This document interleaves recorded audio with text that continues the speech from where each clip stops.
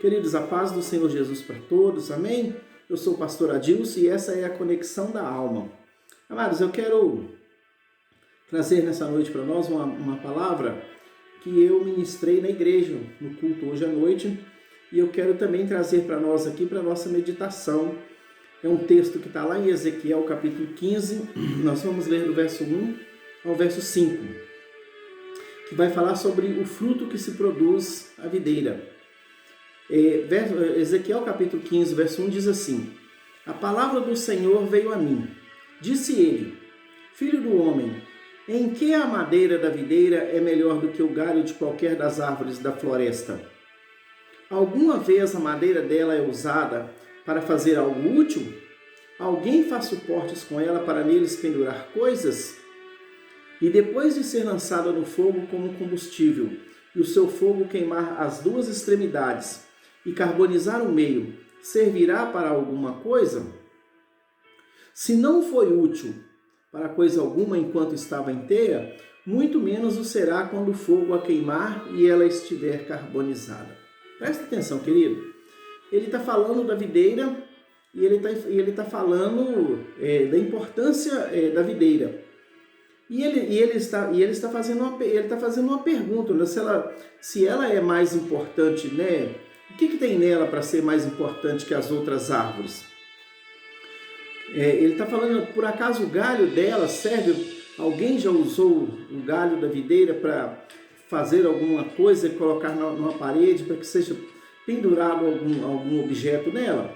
Por que ele está falando isso? Porque a madeira da videira, ela não serve para fazer coisa alguma, ela não tem a menor utilidade.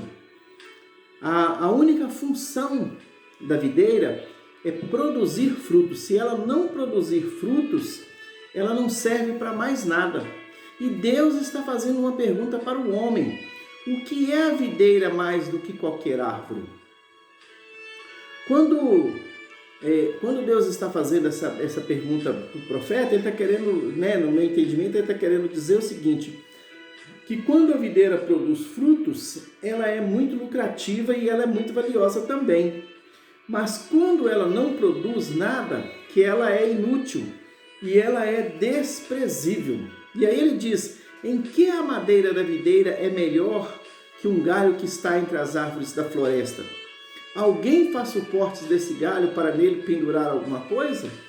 Queridos, um único galho de uma árvore qualquer da floresta, ele tem tem um valor muito maior do que toda a videira, né? Exceto a videira que dá fruto. Então, existem algumas árvores frutíferas cuja madeira não se produz em frutos, e mesmo assim elas continuam sendo de grande valor, né? Faz muitas coisas com essas árvores. Mesmo a árvore que não produz fruto. A gente pode olhar, por exemplo, o eucalipto, né? Serve para fazer muitas coisas com o eucalipto, uma árvore que não produz fruto. Mas com a videira ela é diferente, porque a madeira da videira, só a madeira, ela é inútil para construir qualquer coisa. Ela não serve para construir nada, né? Ela não é adequada para qualquer propósito para os quais a madeira de outras árvores é usada. Outras árvores, mesmo não dando fruto, ela pode ser usada para produzir um móvel, por exemplo. Então, isso significa que a videira nasceu com um único e exclusivo propósito. Qual que é esse propósito? Dar fruto. Somente isso. No capítulo 15 de João, no verso 1, o Senhor vai dizer assim: olha, eu sou a videira verdadeira e meu pai é o lavrador. Toda a vara em mim que não dá fruto, atira e limpa toda aquela que dá fruto, para que dê mais fruto. Vós já estáis limpos pela palavra que vos tenho falado. Estai em mim e eu em vós. Como a vara de si mesma não pode dar frutos, se não tiver na videira, assim também vós, se não estiverdes em mim. Eu sou a videira, vós as varas. Quem está em mim e eu nele, esse dá muito fruto, porque sem mim nada podeis fazer. E se alguém não estiver em mim, será lançado fora, como a vara e secará, e os colhem e lançam no fogo e ardem. Olha o que o Senhor está falando. Ele está dizendo no verso 1 e no verso 2 que Deus, Ele é o dono da vinha, Ele é o lavrador. Jesus é a videira. Eu fico imaginando com Jesus a videira, Ele é o tronco da árvore. E nós somos as varas, nós somos aqueles ramos, né? Que a árvore produz, que dá a sombra, né? Aquela sombra frondosa, né? Que forma a copa da árvore. Nós somos esses galhos. Aí ele está dizendo assim, olha, vós já estáis limpos pela palavra que vos tenho falado. Quer dizer, estamos aparados, podados, né? Limpo de toda sujeira, porque já foi retirado de nós. Nós estamos prontos para darmos frutos. E aí, queridos, eu fico pensando que é impossível que alguém dê fruto longe da videira. É impossível que algum galho ou ramo possa dar frutos se não estiver ligados na videira. Quando falamos em dar frutos, né, muitas pessoas logo vai pensar assim, lá vem o pastor falar de célula, lá vem o pastor falar de escada do sucesso, lá vem o pastor falar de ganhar, de consolidar essas coisas. Nossa, eu estou cansado disso. Mas não é isso que eu vou falar. Embora isso também seja importante e necessário que a gente dê fruto nessas áreas. Mas eu quero falar de dar frutos no sentido de um bom testemunho que devemos dar. Dar frutos como um estilo de vida que foi gerado pelo trabalho que a palavra produziu em cada um de nós. Olha o que Lucas disse. Lucas no capítulo 6, verso 43, diz assim, olha, nenhuma árvore boa dá fruto ruim, nenhuma árvore ruim dá fruto bom. Toda árvore é reconhecida por seus frutos. Ninguém colhe figo de espinheiros, nem uvas de ervas daninhas. O homem bom tira coisas boas do seu bom tesouro que está em seu coração. E o homem mau tira coisas más do mau tesouro que está em seu coração. Porque a boca fala daquilo que o coração está cheio. Eu fico pensando que quando ele diz que toda árvore é reconhecida pelos seus frutos, ninguém colhe figos e espinheiros de uvas e nem ervas e nem uvas de ervas daninhas. Então o que eu fico pensando? Que ele está nos dizendo que o fruto que produzimos está diretamente ligado ao tipo de árvore a qual estamos enxertados. Ele está dizendo que somos o resultado daquilo ao qual fomos gerados. E aí, queridos, a minha pergunta é, qual é o fruto que está sendo gerado em você? Qual é o fruto que está sendo gerado em mim? O fruto que deve ser gerado em você, que deve ser gerado em mim, que eu quero falar nessa noite, é o fruto de arrependimento. No Novo Testamento, nós vamos ter 3 conceitos de arrependimento. Primeiro, o metanoio, que significa mudança da mentalidade. O segundo é metanolomai, que significa mudança de coração. E o terceiro é metanoia, que significa mudança do curso de vida. Ou seja, então o fruto do arrependimento em nossa vida, ele está na mentalidade, na mudança da mentalidade, na mudança do coração e na mudança do curso de vida. É uma transformação que acontece na nossa vida. Então eu entendo que arrependimento significa mudança da mente, do coração e da vida. E aí no verso 6 do verso 45 de Lucas 6, diz que porque a sua boca fala do que está cheio o coração. Quando a sua mente, quando o seu coração e a sua vida foi transformada, tudo que sair da sua boca, do seu coração, vai ser fruto daquilo que está sendo desenvolvido na sua vida. A sua mente mudou, o seu coração mudou, né? A sua vida agora tem um novo sentido. E aí, querida, a gente entende que esses 3 conceitos, eles precisam andar juntos na nossa vida. Existem, né, as 3 mudanças, elas precisam ocorrer juntas para que haja um verdadeiro arrependimento em nossa vida. Muitos experimentam uma mudança de mentalidade, são instruídos e sabem melhor do que nunca, mas continuam a desafiar a Deus. Alguns são até exercitados em sua consciência e coração, mas continuam no pecado. Amém, querido? Alguns são até exercitados em sua consciência e coração, mas continuam no pecado. Alguns melhoram seus caminhos, mas não por amor a Deus, mas não por amor a Deus e ódio ao pecado. Alguns têm a mente informada e o coração inquieto, mas nunca mudam a sua vida. João, no capítulo 15, verso 16, vai dizer assim, olha, se alguém estiver em mim, será lançado fora com uma vara e secará, e os colhem e lançam no fogo e ardem. Eu fico pensando que o Senhor está dizendo que se não der fruto de arrependimento, nos tornaremos como varas secas. Não serviremos para nada, a não ser para virar lenha, combustível para fogo. Lembra daquela parábola que Jesus ele passa? Ela está lá em Marcos, no capítulo 11, a partir do verso 12, que fala da figueira maldita. O que ele vai dizer? A palavra diz que o Senhor olhou para a figueira, e a figueira estava com a copa bonita, tinha flores, tinha folhas, e que ele se dirigiu até aquela árvore para quê? Para buscar frutos.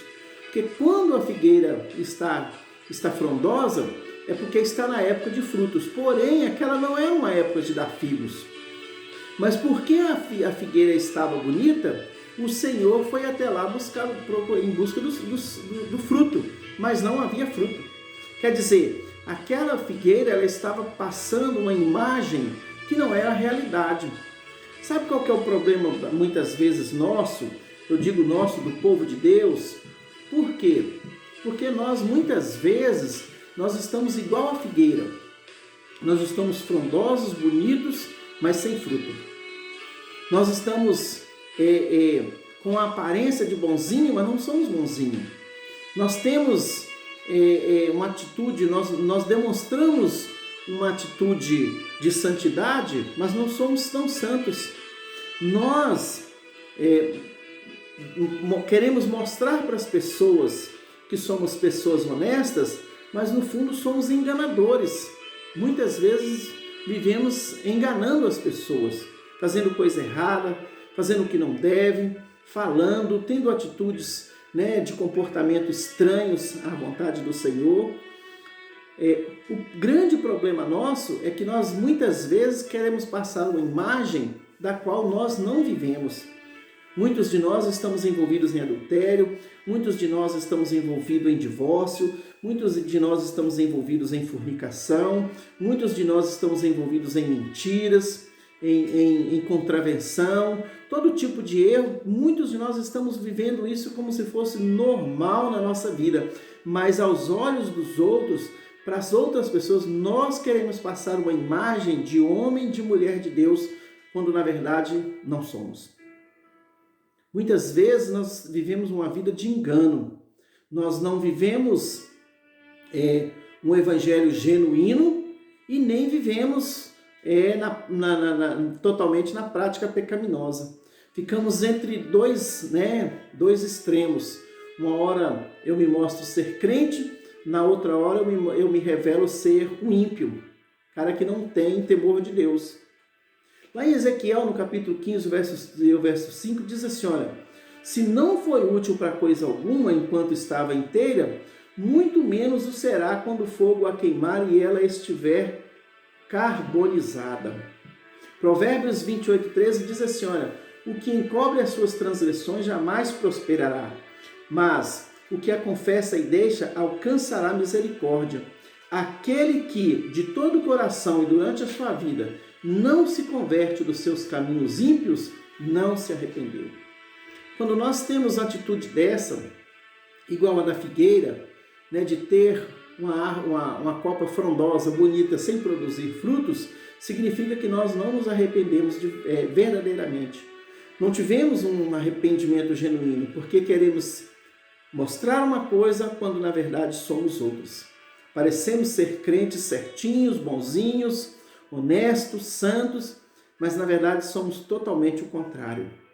Isaías 55:7 diz assim, olha, deixe o perverso o seu caminho, o iníquo os seus pensamentos, converta-se ao Senhor, que se compadecerá dele, e volte-se para o nosso Deus, porque é rico em perdoar. A palavra está falando, querido, que o fruto que nós precisamos dar, o fruto que o Senhor espera verdadeiramente de nós, é o fruto de arrependimento. O que é arrependimento, querido? Arrependimento é mudança de atitude, é mudança na mente, é mudança no coração, é mudança na nossa vida. É sermos uma pessoa transformada pelo Espírito Santo, transformada pela palavra, transformada por Deus. Ser homem e mulher de Deus verdadeiramente.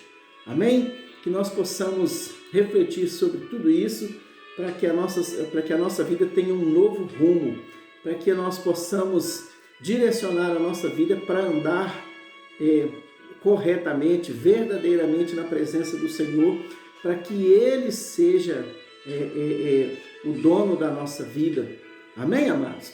Eu quero fazer uma oração por mim e por você nessa noite, para que o Senhor nos tire desse engano.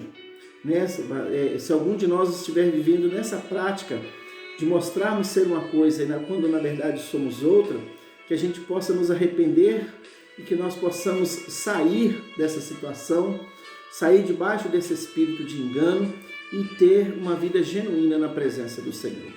Pai, em nome de Jesus, Senhor, eu apresento ao Senhor a minha vida, apresento ao Senhor a vida desse irmão e dessa irmã que está me ouvindo nesta noite. Peço ao Senhor, Deus, que tome o nosso coração, que tome a nossa vida, que o Senhor nos dê sabedoria, Pai, para que nós possamos enxergar a maneira com a qual estamos vivendo, se realmente somos convertidos, se realmente nós produzimos fruto de arrependimento, para que o Senhor olhe para o nosso coração e vê se em nós há alguma mudança que testifique, que justifique, Pai, que justifique o sofrimento do Senhor naquela cruz, quando o Senhor morreu pelo nosso pecado. Deus, e se não houver em nós testemunho do Senhor, que o Senhor abra, Deus, a nossa mente, que o Senhor abra o nosso coração, que o Senhor abra os nossos ouvidos, que o Senhor nos faça ver, que o Senhor nos faça enxergar o propósito real do Senhor na nossa vida, propósito de dar bons frutos, fruto de arrependimento, e que a nossa vida seja para a honra e louvor do Teu nome. Assim, Deus, nós oramos e assim nós agradecemos no nome de Jesus. Amém. Amém, amados? Então, glória a Deus, que Deus te dê uma semana abençoada e vitoriosa. Peço que você compartilhe esse vídeo, para que outras pessoas sejam abençoadas. Peço que você dê o seu like, tá? Para que o Google entenda, que você está gostando. A você que ainda não se inscreveu, peço que você se inscreva, que ative o sininho para receber as mensagens, que também você compartilhe com outras pessoas. Amém? Eu te encontro no próximo vídeo e até lá, em nome de Jesus. Amém. Que Deus te abençoe.